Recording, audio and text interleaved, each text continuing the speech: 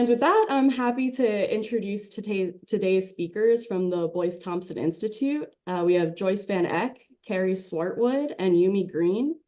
Joyce, maybe you'd like to wave so the audience can identify you. I'm Joyce Van Eck. Good to see everyone. Good to see everyone. Thanks for attending. Joyce is a professor at the Boyce Thompson Institute and was the first to develop stable CRISPR-edited tomato lines. Joyce is also the chair of the PlantGENE Steering Committee. And we also have Carrie Swartwood. Carrie, can you wave? And then Yumi Green, if you can wave. Thanks, everyone. So Carrie and Yumi are both staff scientists at the Boyce Thompson Institute in the Van Eck Lab, where they routinely perform transformation of many species, including tomato. Today, they will be sharing updates to a protocol that has been in use since 1998. Questions will be primarily taken from the chat, so please do write your questions in the chat as you think of them.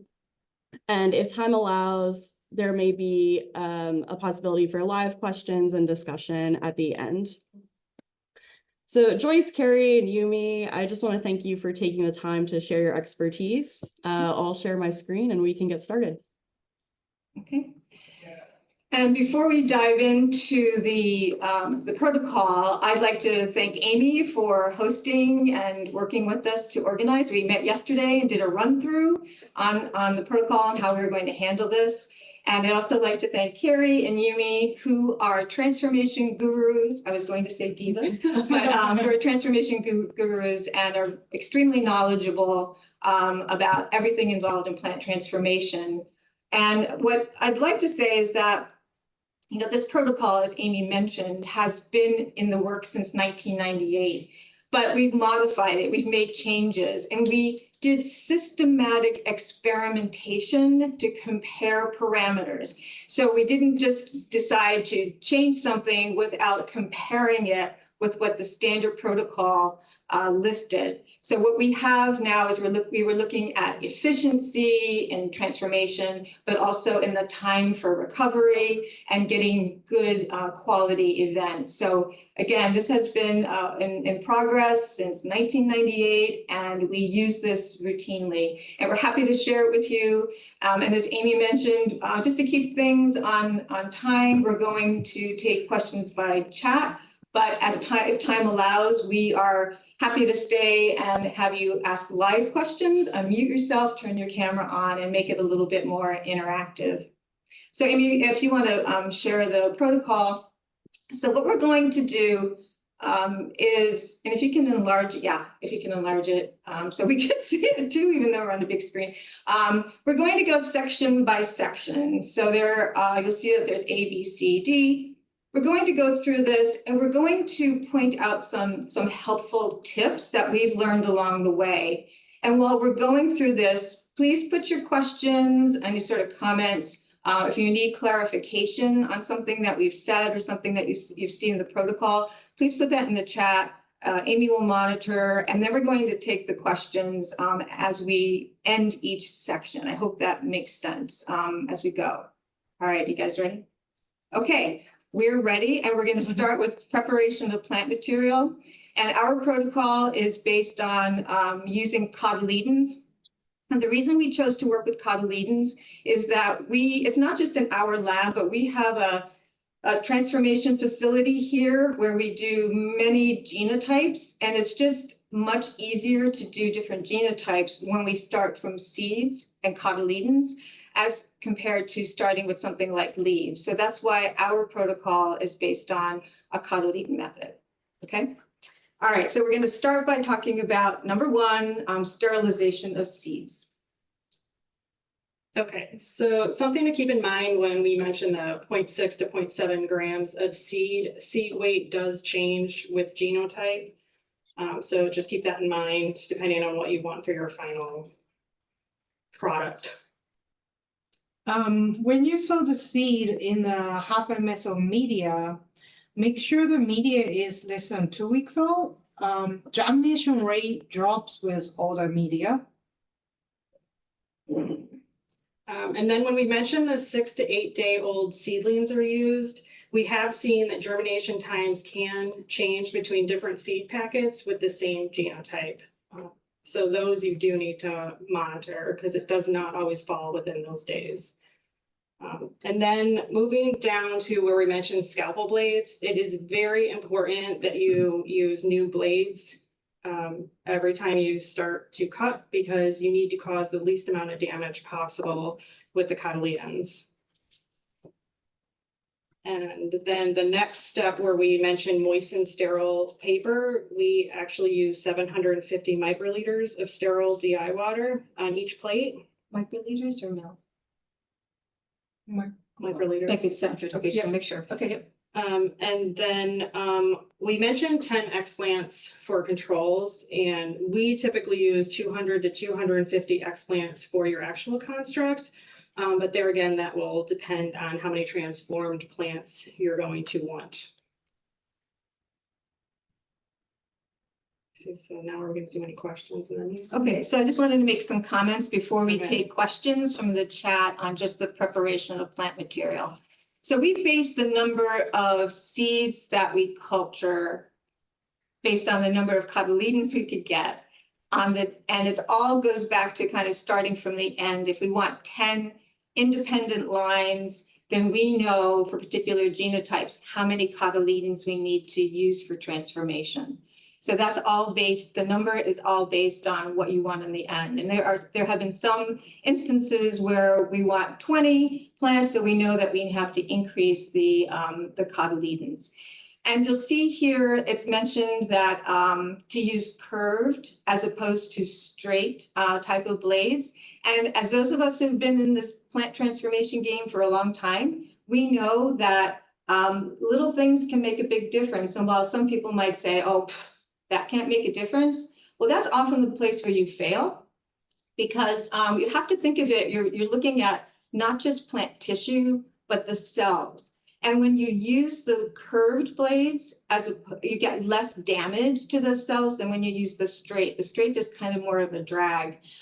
So you really do want to use the curved scalpel blades. And we've shown this. So this wasn't just a kind of like, oh, we should use curved. This is what we've shown, and other groups have shared the same information with us.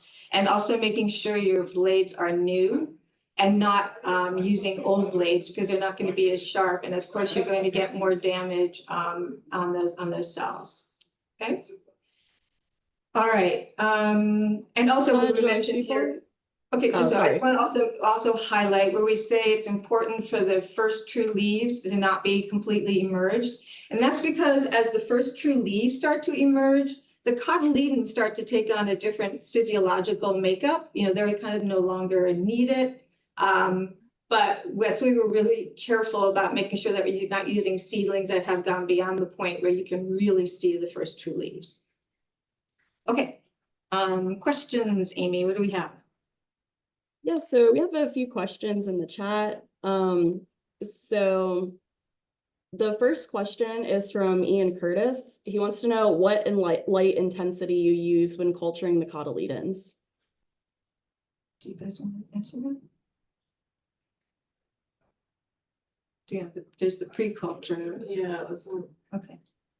Okay, so it's all under the light. Yeah. Okay. So what we have in our culture room is it varies on where you are on the shelf, and it's anywhere from 65 to 75 micro-Einsteins per meter squared light intensity. And we were using, just an interesting aside, we were on a fluorescent light system, but we've recently switched to LEDs because, as many of you know, fluorescents are starting to be phased out. And we did a lot of testing and found lights that worked really well for plant tissue culture response. And just within the past couple of weeks, we converted our culture room. We don't use growth chambers, we use culture rooms. We converted over to LED lights. If anyone wants that information for the LED lighting, feel free to get in touch with me. You can find my email address online, search for my name, the Boyce Thompson Institute. But again, just repeating, is anywhere from 65 to 75 micro-Einsteins. Okay, and Alexandra Warmett had a question. How many explants do you use per transformation? 200 to 250, but that is with a goal of having at least 10 to 15 transform plants at the end. So it depends what you want when you're done. And how often do you change out your blades during an explant prep? Typically, I would only cut up to 250 explants and then change out the blades, but you can, if you've been doing it for a bit, you will notice there is a difference with how cleanly it's cutting. But yeah, I would say definitely no more than 250 explants on a set of blades. And that is switching out between 3 blades, actually. So do you want to explain that? What do you mean by actually? Yeah, so while we're working, we always have 3 sets of tools. So I've got 1 in my heat box and 2 cooling. So actually I use 3 separate blades throughout cutting 250. Oh, that's a good point. Hmm. So, yeah, So actually, yeah, you, yeah. So just to explain, we don't have the type of gas that comes into our building where we could use Bunsen burners, so like using ethanol and then flaming. So we use these Steri boxes, which some of you might be familiar with. They're these boxes and they have these glass beads in them, and it heats up to about 250 degrees Celsius, I think it is. It's been a long time since I've looked at the specifications, but we use those. So as Carrie was mentioning, she actually uses 3 sets of scalpels and also forceps so that she can have them cooling. So she's not like putting in a 1 scalpel into there and also forceps and then using those, because then you're just going to burn your tissue. So you want to make sure that you're rotating through. Even if you're using a Bunsen burner and a flame, you should also do that, making sure that you have multiple sets, at least 3, so that they're cool by the time you use them. So hope that makes sense. So as Carrie said, that it is 3 scalpels that she's using when she cuts those 200 to 250 cotyledons. So that explanation, and we have another question from Alexandra Wormit. What is the function of the Whatman paper in contrast to normal paper towels? the Whatman paper is what we use to put directly onto the plates. So if you're using paper towels, I guess you could do that, but you'd have to cut them. Yeah, so this is just in the plates themselves. So we'll use paper towels when we're draining the seeds, right? We'll use sterile paper towels for that. As you'll see up in, is it I under number 1 where it says place seedlings on a sterile paper towel.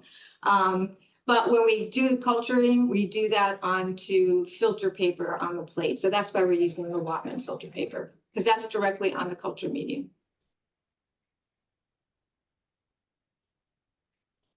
Okay, and we have a few other questions, but I think I'm just going to take one more, and then we'll try to get back to the rest of these questions Sure. later in the presentation. Oh, Amy, sorry. I forgot to remind you that you are recording, but are we able to Yes. capture the chat so that we could get back to people? Yes, yes. Okay, wonderful.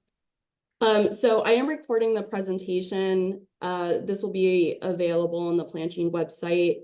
And I'm also recording the chat questions as well. So if we're not able to get to your question during this time that we have, then we'll reach out to you later. I know some people have, their username is, just like Samsung and numbers, that might kind of make it hard to reach out to you directly. So if you don't hear back from us, information will be on the website, or you can contact us directly. And I'll put the PlantGENE email in the chat in a second. So the last question before we move on to section B covering the agrobacterium. You mentioned that the curve of the scalpel blade is important. Doris Hanson McCarter had a question. Do you roll the curve of the scalpel blade across the cotyledon? I think it just goes straight. If your blades are sharp enough, you should be able to just do a straight cut down. So there's not really any dragging, but be a slight roll if you're pushing down, but it should be like, there should be no dragging. You really want it to be sharpened enough to just be a straight down cut right through.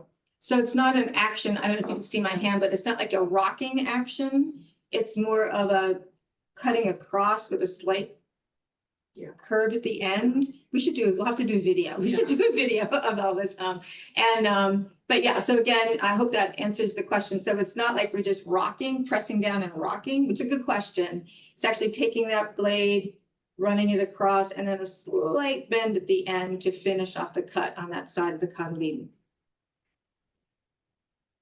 Great. Well, thanks for answering these questions and for clarifying these really important points in the protocol. So we're going to move on to agrobacterium, and we'll come back to these questions later. The section B is very straightforward, but section B2, it says select 4 single well-formed colonies. The picking well-formed colony is very important. Because we have found that if they are slower growing or smaller colonies than expected, there can be some issues with construct. Yeah, it's a good point. I'll just expand on what Yumi said, is that we want well-formed, and it means if they're tiny or they're growing slowly, it means there's a problem. And if you use those, and we have done this, so we're not just saying if you use these, but if when these get used, your transformation efficiency is very low, or you don't get any transformance at all. So, it's not like, again, we're saying, oh, it doesn't matter.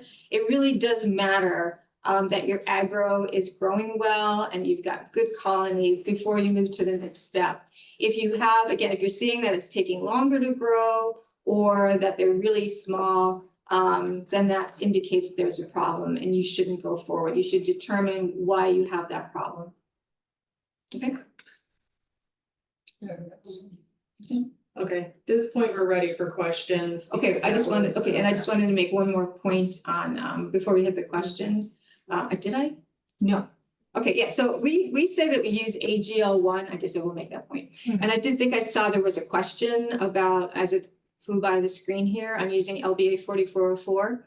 So I wanted to tell you that we used to use exclusively LBA 4404 for tomato transformation. And that was after testing different strains, but we didn't have AGL1 at that time. And then when we became aware of AGL1, we decided to try that in parallel with our LBA 4404. And what we found with tomato is that we got a higher efficiency using AGL1. And also we saw, we were able to recover transgenic lines sooner than when we were using LBA 4404. So that's when we switched to AGL1 completely. So if you don't have access to AGL1, again, LBA 4404 works fine. But we've stuck with AGL1 because we know it works well. We did try, I think it was GB, one of the GB lines and a few other lines, but AGL1 is our favorite. And I think we're ready for questions. Okay, we're ready for questions. Yeah, okay, great. So this is from Felix Inesco. Why are you using 4 different single colonies instead of 1?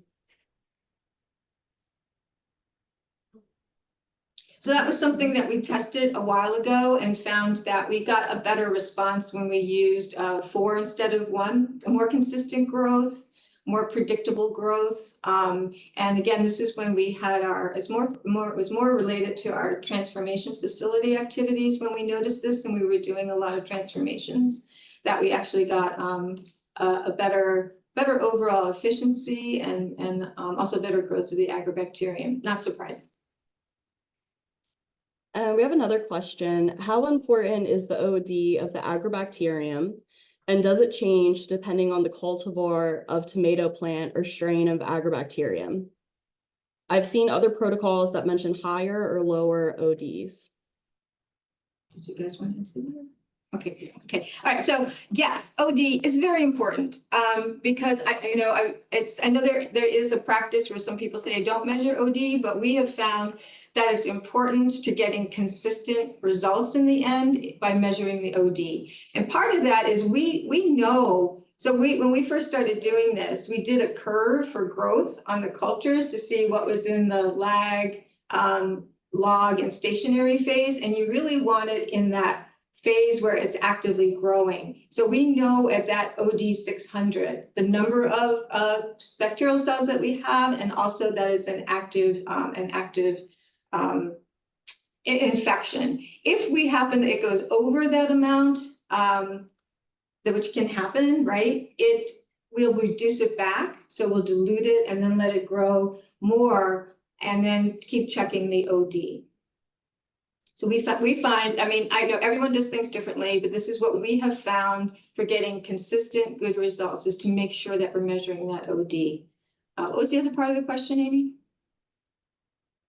Does the OD change depending on the cultivar of tomato plant or the strain of agrobacterium?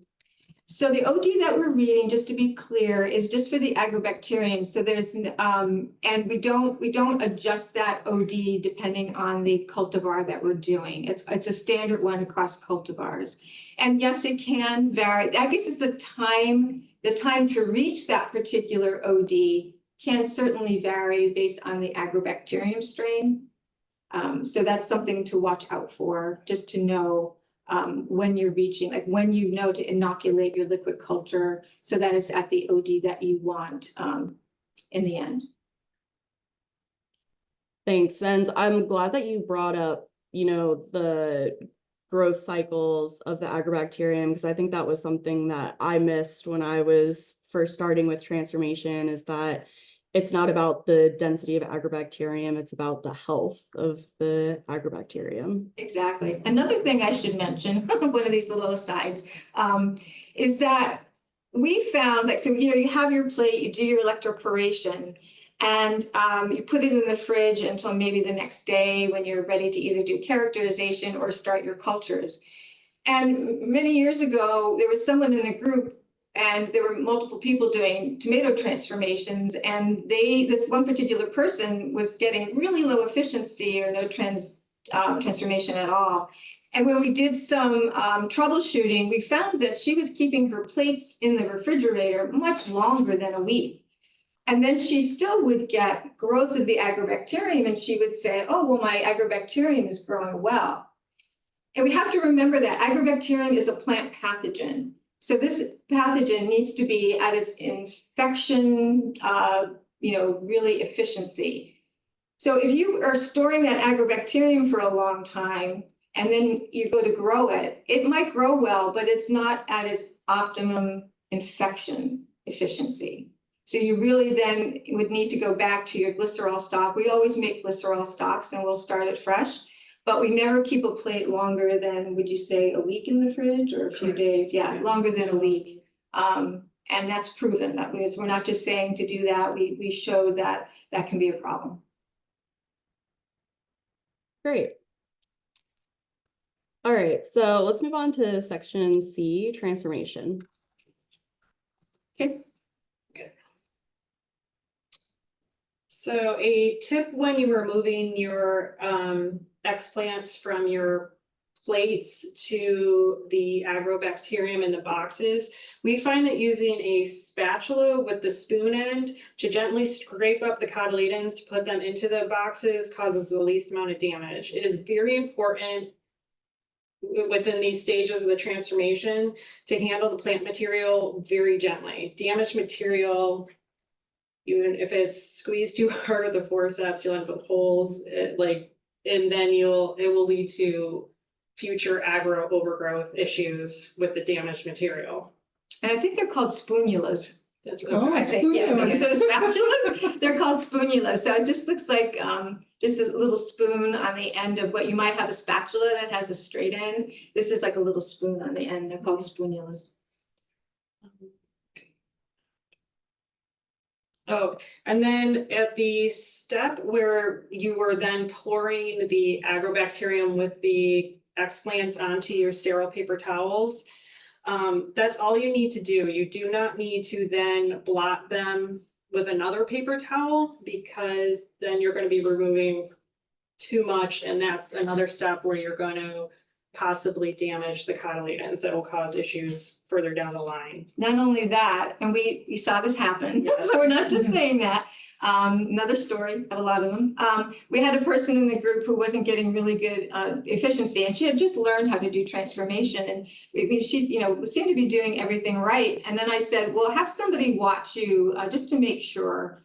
And what she was doing, the reason she wasn't getting good transformation is that when she would take the explants, the cotyledons, out of the agrobacterium solution and put them on the paper towels, she was then taking another paper towel and really patting them dry.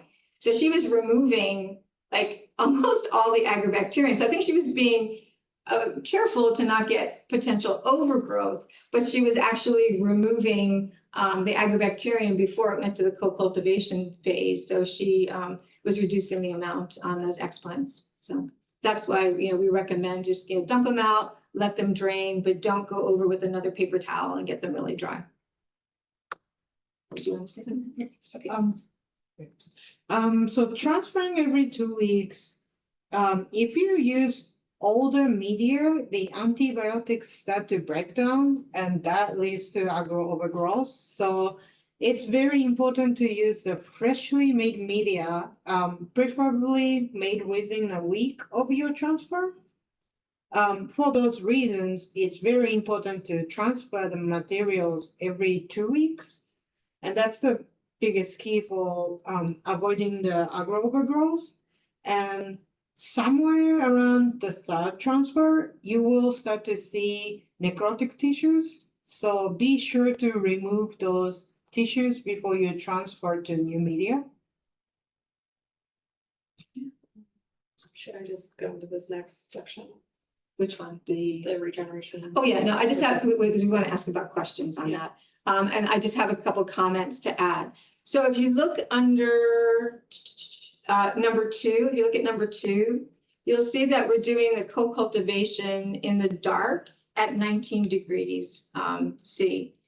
And we compared different parameters for co-cultivation, the number of days, the conditions, and then looked at the efficiency of the recovery of transgenic lines. And what we found was that, doing it in the dark at 19C for 2 days was really important. And again, this can vary for different species, but for tomato in our protocol, what we found is this was best. And it kind of makes sense when you think about how agrobacterium evolved, in the soil. It's cooler, it's darker, so it kind of made sense to us when we saw the results. But that's something that I want to stress. And again, this can vary between protocols. We're just talking about our protocol and what worked the best for us. The other thing I'd like to point out is, under number 1C, where it says incubate for 5 minutes in that solution. There was a time where we were incubating for much longer, and it kind of makes sense. Oh, well, I want to put them in the longer so that they get more, agrobacterium. But when we looked at a shorter time, we actually got a better transformation efficiency. And it could be that keeping the cotyledons submerged in the liquid for too long was actually causing stress. And that was resulting in not a good quality transformation. So you simply want to coat them with the agrobacterium, because then they go for 2 days on a co-cultivation period. So you don't really need to keep them in that incubation solution for longer than 5 minutes. Just put them in there with occasional shaking by hand, right? You guys just take it and shake them. And then they go onto the medium for 2 more days. So so that's just a tip I wanted to share. And I think we're ready to take questions on that before we move on to D. Amy? Okay, great. Can you discuss agrobacterium overgrowth? Sure. Okay, so if you guys don't want to do it, I'll take it. So agrobacterium overgrowth, good question. So what we'll see, maybe even within a week or even longer sometimes, we start to see the agrobacterium starting to grow. And it'll overgrow the cotyledon explants. And this could be because of a few reasons. One being, especially if you use old medium, which we said not to use old because the Tementin then is not effective. Once you put antibiotics into solution and put it under lights, then, the effectiveness of that antibiotic goes way down. So that can cause the problem. It could also be that somebody made a mistake and didn't put in the right amount of Tementin or forgot, things happen. And you'll start to see like a little puddle. The experts here know to look underneath the plates. You turn it over and you might see little puddles of what looks like the bacterium starting. And when you pick up those cotyledon pieces, you'll certainly see like a shadow of white around those pieces. And that's the agrobacterium coming back.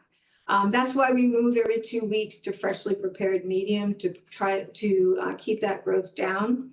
And I can tell you from experience, especially as a graduate student, having had overgrowth, I went through all sorts of heroic efforts to wash those cotyledons and try to keep them, from having agrobacterium. And I know others who have. And it just doesn't work because you're further stressing that plant material, which is further turning on the agrobacterium infection machinery to grow. Because agrobacterium, it turns on its infection machinery when phenolics are given off from damaged tissue. So it really sets it up for better growth. And it's just better to trash them, discard them, and start again and try to figure out how and why you got that, that overgrowth. I hope that helps with explaining what that means. There were a couple of questions about the use of acetosyringe. It doesn't look like you use it in the co-cultivation media. Can you explain further? Yeah, I know that's often used for transformation protocols, and we compared it. We compared with and without. We compared it at different concentrations. And it did make a difference, a significant enough difference for us to make that one more step that someone would have to do. So at least for tomato in our protocol, when we tested acetosyringe, it didn't make a difference. So that's why we don't use it. But again, I am aware that it is an important part of some protocols, but not ours. Okay, thank you. And there's a question, why do you put the adaxial side down?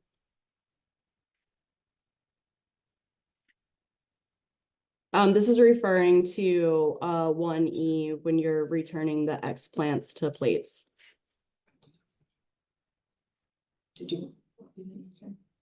Yeah, so the question was, why do we put it down? Yeah, the top down. Yes,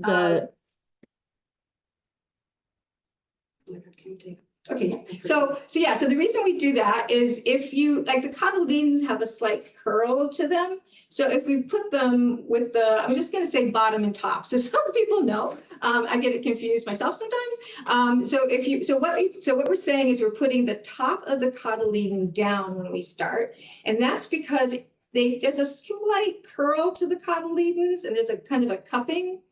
And if we put them, with the bottom down, they're sort of cupped and not in contact with the medium very much, which is going to allow any agrobacterium to grow more. So we put them down with the top part down first to give more surface area, is what I'm trying to say on the medium. Okay, great. And you said that also helps with the agrobacterium overgrowth? Yeah, because it puts it in more contact with the medium with the Tementin, whereas if we had it like in this kind of cupped on the medium, then you don't have as much surface area in contact and you have more areas for the agrobacterium to grow. But then after we put it on selection medium, do we get to that part yet? No, we're not at that part yet. I'll wait until we get to that part because then we do flip them. The step 3 is the. Oh, okay. All right, yeah. And then, so which part? Step 3 is the one. Okay, yeah. Then after we do the transformation, we put them, when we put them onto the next medium, we then put them with the bottom down. I hope I'm making sense, the bottom down, because those are the cut surfaces and that's where the cells are then getting exposed to like the kanamycin or the hygromycin for selection. So we get better selection that way. Did that make sense? Okay, so to recap, first you want the top down so that you have more contact with the medium to give it more exposure. to medium components, and then after we go to selection medium, we put the adaxial up or the bottom down. We should change that because that's a little confusing. We should just say top and bottom. So we're going to change the protocol to make it more clear, because that adaxial side is then up, but that means the cut edges are down to give it more contact with the hygromycin and kanamycin. Okay, thanks. And last question for this section. In step C5, are the shoots removed from the cotyledons before moving them to the magenta boxes? Typically at this stage, we would not do that until you're at step D1. We have done that before because sometimes you do have some nice shoots at that point. But sometimes if you do them at that stage, they end up dying off anyway, and the selection takes care of them. So we find you better off waiting until they're on rooting, and then taking the shoots. And I also just want to expand on something that Yumi said, and it reminded me when I saw Vina's comment just now. As Yumi said, in this cotyledons, when we're doing transfers, if we see any dead necrotic tissue, if it's a cotyledon or something else, we remove that, because one of the reasons is that necrotic tissue then kind of feeds the agrobacterium because it's giving off the phenolic compounds. And we have found that's another excellent way to keep down the potential of agrobacterium overgrowth, killing your explants, is to get rid of that necrotic. And we learned this over time. It wasn't just something that we did. We just said, well, why are we getting this overgrowth? We're doing everything perfectly, but it was necrotic tissue that happened in the tomato. Thanks for adding that. And then I actually have one more question related to this section. So a selection cassette can heavily impact the transformation efficiency and selection pressure needed for success. If possible, can you share the promoter use on your NEO-R gene? So it depends on the construct that we're using. Sometimes, so what gene was that? The NPT2 gene, the selection it's gene? NEO-R gene. Okay. So I think the question was about selectable marker, right? So for the promoters, our constructs are either 35S or the NOS, the nocoline synthase promoter, the ones driving the kanamycin, the NPT2 gene. It's the same for the hygromycin resistance gene. It's either 35S for tomato or the NOS promoter. Okay. Rebecca clarified that the NP2 or NPT2 is the same as the NEO-R gene. She asked her question. Okay, yeah. So thanks for that clarification. Okay, good to know. Okay. All right, so I think we can move on to D. Yes.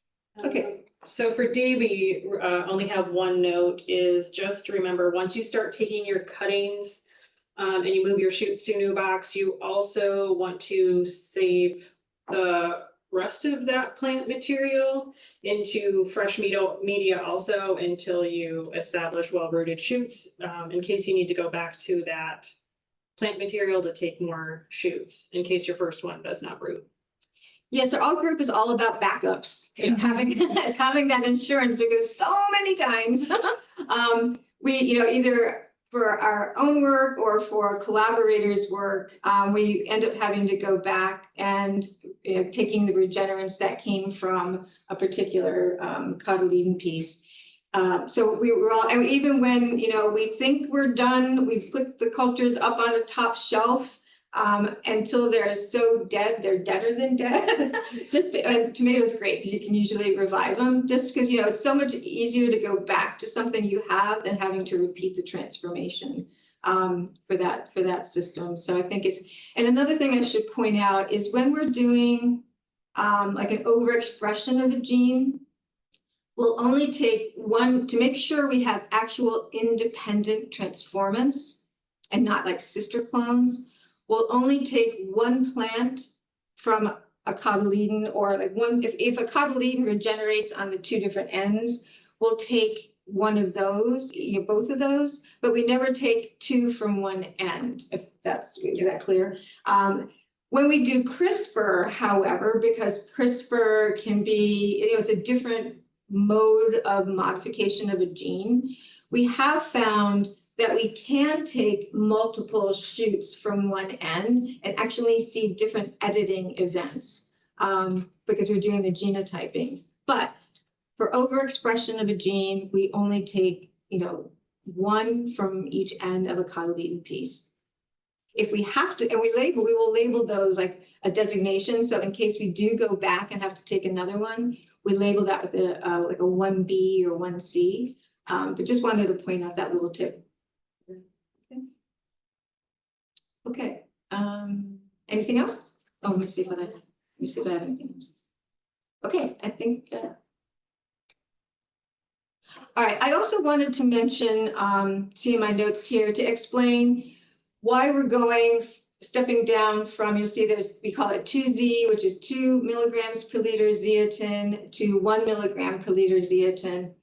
And the reason is because what we found is when we started using 2 milligrams per liter zeatin, and this was based on a publication sometime in the 90s, we found that if we kept it through the whole system on 2 milligrams per liter zeatin, we weren't getting good shoot elongation. They stayed like very clumpy and it was difficult to get individual shoots.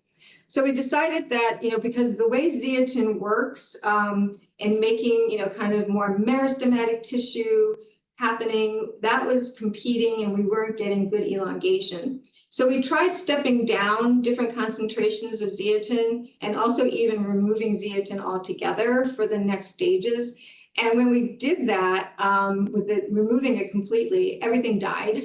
But what we found, the sweet spot, the really good spot, was going from 2 milligrams per liter zeatin, then to, that's after how many weeks did it go? After 2 weeks, we then stepped down to 1 milligram per liter zeatin.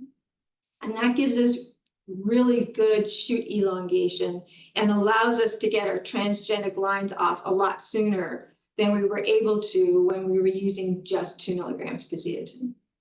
Okay, so that's the reason for the step down. Okay, did you guys want to point anything out on the? So I think Amy, those first 2 media recipes, we decided to skip through because they're pretty standard, right? We didn't have anything to comment on. Yeah, I was going to discuss gelling agents. Okay, so let's wait till we get to where, yeah, Okay. so all these media that, Amy, sorry, can we go back to the top? Yeah, sure. So the half MSO is the liquid medium that we use for seed germination. Yep. Right, okay, and then the 2Z pre-culture medium, Amy, you can scroll down now, you'll see that. And this is where Carrie wants to comment on gelling agent. Now, y'all know that, especially when we were in the throes of COVID, there were supply chain issues. Some of the components, I'm sure that you all have experienced this, components that we use were still kind of dealing with some supply chain issues and changes. And one of those was our gelling agent, and Carrie's going to expand on this a bit more, but I also wanted to point out that for those of you who are maybe new to plant transformation, gelling agent can really make a difference. I can't emphasize that more, as you could probably tell. I think people often think, oh, well, it's just gelling the medium. How can it make a difference? And it does. I can tell you that I've seen it, people who just, and it was even recommended to us, a company when we were working on potatoes said, well, we're not producing this gelling agent anymore, just substitute this. And it wiped out plant regeneration, totally. So always when you're looking at a protocol, and if it's recommended that you use a particular gelling agent, there's a reason for that, and stick with it. Don't substitute. Unless you want to substitute and do side-by-side comparisons. But if you want to be successful, I would really recommend getting the gelling agent that's in the protocol, because those have been tested. Okay, Carrie. Okay, yes, unfortunately, we are still having these supply chain issues, so we've had to make some changes. So you will see the agrogel is listed as the gelling agent, but that is unavailable. And that has been listed on the Sigma site and They just keep changing the date to the point there is no date. So we have used Cason TC gel very successfully, but they recently changed their formula. So due to that change formula, we have started to also experiment with Phytotex Agar TC. With that being said, we have done regeneration Or experiments. TC Otter. It's Is it technically Otter Agar TC? TC, Okay. so either way, but, okay, so we have done regeneration experiments with the new TC gel formula and the Agar TC. Both of those experiments look great, but we have not gotten as far as doing transformations with these gelling agents, so we cannot say for sure if those results could be different from the regeneration results. And so you cannot assume that they will respond the same, because we have seen things in regeneration do not always respond the same as transformation. And if you do use the Agar TC, the amount does get up to 8 grams per liter instead of the 5.2 grams per liter. So we will update the protocol as soon as we have some final answers on that, but unfortunately, we're kind of all going to be in the same boat of what you can get from your supply chain. Thanks for that note. And related to supply chain, there was a question, were there any alternatives to zeatin?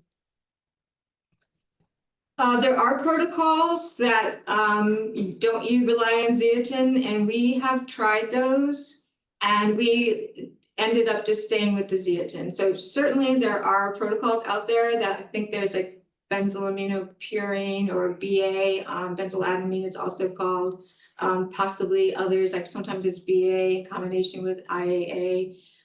We've explored these and found that for us, the zeatin works the best. I know it can be expensive and could be pricey. And I always say if some other growth regulators don't work, you pull out the really good stuff and use zeatin. But for us, this is what worked the best. But there certainly are other protocols out there that don't rely on zeatin. Okay. Okay. There was a Are there question other, about, just sorry, Amy, I just want to make sure, did we get through all the media now, just before we start taking any more questions? The LB is pretty standard, the MGL. Any zeatin media, when you make zeatin is a heat sensitive, so you have to filter sterilize and add after the autoclaving the media. And then when the media temperature is down to about 55 degrees, then add the zeatin in the media. Or like even any antibiotics that you're adding, they need to be filter sterilized first, then add it to the media once it's cooled off enough. Yeah, and there are notes in the protocol to Mhm. remind people of that. But Yumi points out a really important question. Point about the about autoclaving, putting these components in after autoclaving. All right, so I think if you just, as we mentioned, we're going to be we updated some of the company information that we've changed due to being able to get from certain sources. And I also wanted to stress the importance of, if a protocol recommends a certain company, that you use the components from that company unless you want to compare something side by side, but just don't assume components, or you can interchange companies. And I know I can give you an example of what especially Carrie and I went through when we were developing a protocol, a method for Soteria viridis transformation. Is that with the hygromycin? Getting it from different companies really made a difference, right, Carrie? Yeah, it was night and day, because one of them, you got successful transformants, and the other one, even though it was supposedly the same concentration, killed everything completely.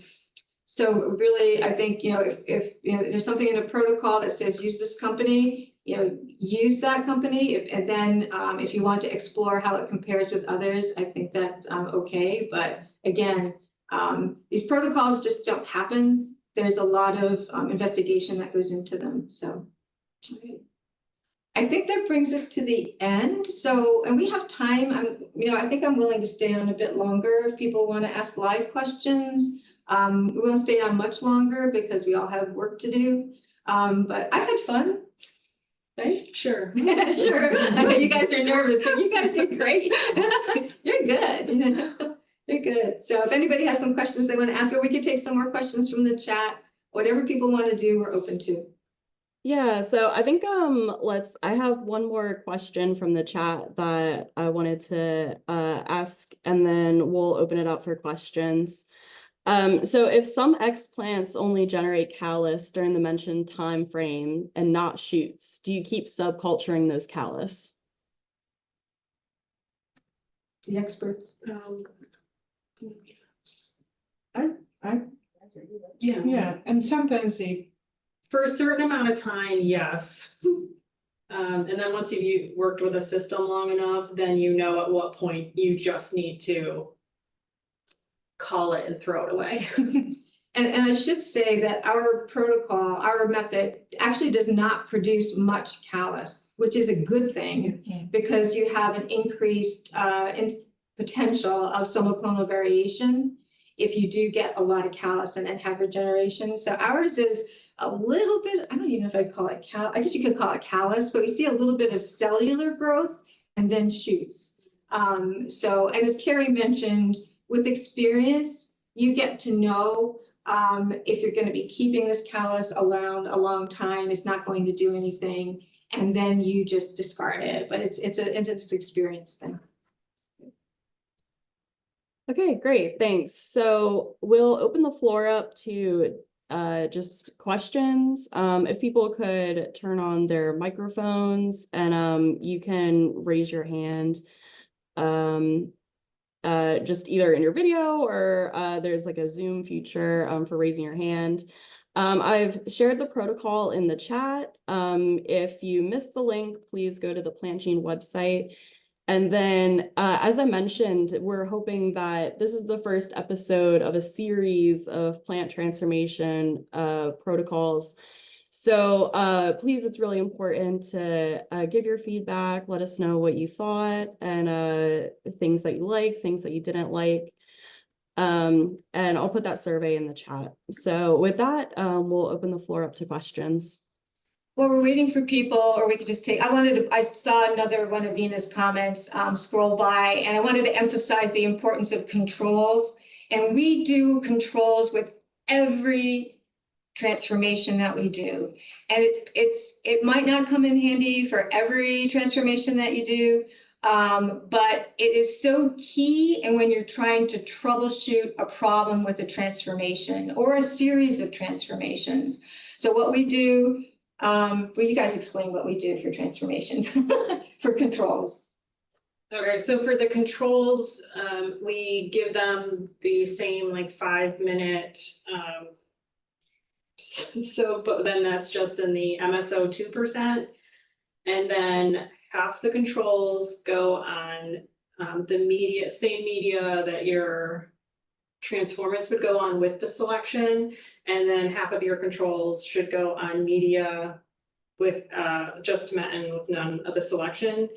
And you hope that the negative controls on the selection die off, and then your other positive controls will go on and regenerate. And it's just really important because then it's just another step to help you troubleshoot if there are issues, because if your controls don't do what you're expecting, then obviously there's probably an issue with your actual transformation also. Yeah, I'll expand on that. So as Carrie was saying, is we don't infect these with agrobacterium. So these are our non-agrobacterium controls, and we call them a positive and a negative control. So the positive control, so as she mentioned, we do put them through the MS0 liquid for the 5 minutes, but no agrobacterium, because we're trying to have this be like the controls that go through the same steps.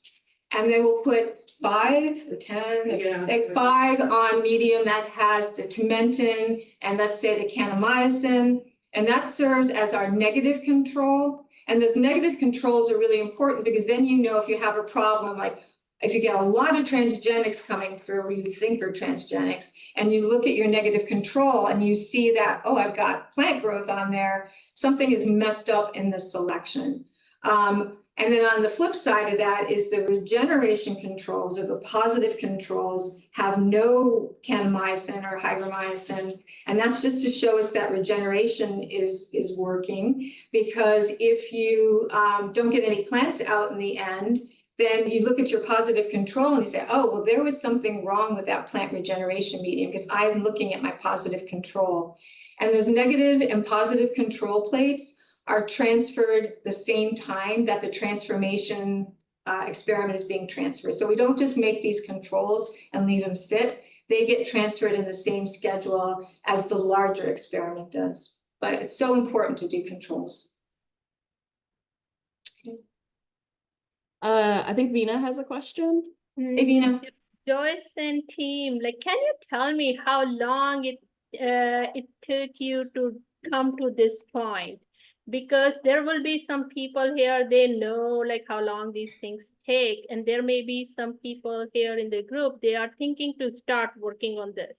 And so it's not that they take the protocol and then they are gonna win. I wish they can win and they can get all the things, but it's yeah, so I would like you to share your thoughts on that so that it helps prepare people who are thinking about starting from like first time. Okay, so you mean people taking the protocol and following it, and yeah. Yeah, so, first time, yeah. Yeah, so first time, so I think it's, I don't know if you guys can, I mean, I don't really know like how long it might take someone. I think it's just like anything when you try something new is first start small. Don't do a transformation where you're going to do like 500 explants or do like 5 constructs at one time. I'm speaking from experience, where, you know, then you realize there's a mistake or something happens and you wasted all that time and resources. Start with like 1 construct. I would even say, you know, just even try your hand at plant regeneration. Don't even jump into a transformation, especially if you're the genotype that you're working with. You might set up to go through a whole transformation and find out that the regeneration isn't what you want. So I don't know if you guys agree. I mean, we're doing this now. We're working out transformation methods for about 40 different Solanum species. We're up to number 20. And the first thing we do is we test regeneration. And I recommend that for this tomato transformation, because the genotype you're working with, you want to know what the regeneration efficiency is. And that would be like 3 plates with 10 explants each. That's all you need. It's a small investment. And you'll know within a few weeks to a month if it's working. And we don't move forward with transformation unless we have a regeneration efficiency that's at least 30 to 40% of those cotyledons making shoots. Because then you go to do transformation, right? And it's a numbers game. So if you don't have a good level of plant regeneration, then your transformation is going to fail. So my recommendation is when you start a protocol, especially like this, see what your baseline plant regeneration is, especially since you might be working with different genotypes. Now, we've used many different genotypes over the years, but that's what I would say. And I always tell people, if you follow the protocol, that will increase your potential for success. Don't start tweaking until maybe after you've done it successfully a few times. And then if you want to try different things, but really, as I said it before, there's a reason that there are different steps in a protocol. Oh, Does that answer the question, Bina? Yeah, and one Okay. thing I wanted to add here is the source of the seed. Even if, you know, Joyce Lab have a source and somebody else would be obtaining from the different source. So it's good to start with quality material, and also while establishing the regeneration protocol, not the transformation per se protocol, it's good to do the kill curve with the antibiotic or the selection agent while having the understanding of the vector you are trying to choose. And so there are a lot of things you can do early on to prepare you towards success. Yeah, good point. Yeah, especially if you're working out a new method. You know, when I first started doing plant transformation, I used to do my kill curves with plant regeneration before I did the transformation. And then I'd get so frustrated when what I learned from the kill curves just for plant regeneration wasn't translating into my transformation. And what we do now is we do our kill curves. That kill curve, means trying to determine the best concentration of a particular selective agent. When you mix that in with the transformation, it's very different environment. So we really recommend that when you're starting with a new system and you're developing a system, is to do your kill curves, testing your different concentrations of a selection agent in combination with a transformation, not before. Good. All right. Anything else, Amy? Anything that stands out? Nope, I think we have, yeah, so it's 12:02. If we want to take Okay. maybe one or two more questions, please raise your hand.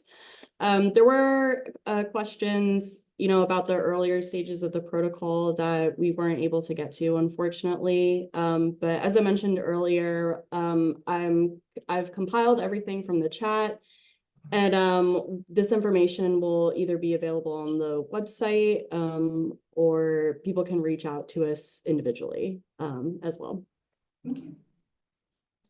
Okay. Well, yeah, I mean, if we really don't have anything else, we'll get just to remind people this has been recorded.